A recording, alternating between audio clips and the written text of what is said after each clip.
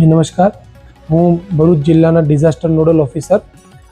હવામાન વિભાગ દ્વારા ભરૂચ જિલ્લા માટે અત્યારે રેડ એલર્ટ જાહેર કરવામાં આવેલું છે અને ભરૂચ જિલ્લામાં નેત્રંગ, ઝઘડિયા, અંકલેશ્વર અને ભરૂચ તાલુકામાં સતત વરસાદ વરસી રહ્યો છે.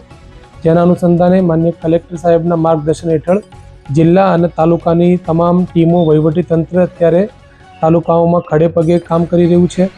જે જિલ્લાના રસ્તાઓ વધારે પાણીના કારણે ઓવરટોપ થયા છે એ રસ્તાઓ બંધ કરવામાં આવેલા છે, બેરિકેડિંગ મૂકવામાં આવેલા છે. સાથે સાથે જો કોઈ નીચાણવાળા વિસ્તારમાં સ્થળાંતરની કામગીરી કરવાની થશે તેના માટે પણ ટીમો અત્યારે સજ્જ છે.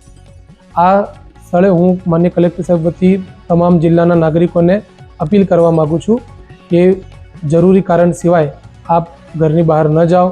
સાથે સાથે વહીવટીતંત્રને સંપૂર્ણ સહયોગ આપો અને અમારા તાલુકાના અને જિલ્લા કંટ્રોલ રૂમના જે નંબર જાહેર કરેલા છે તે નંબર પરથી જ જરૂરી માહિતી મેળવી તંત્રનો સહયોગ કરો એવી હું અપીલ કરું છું.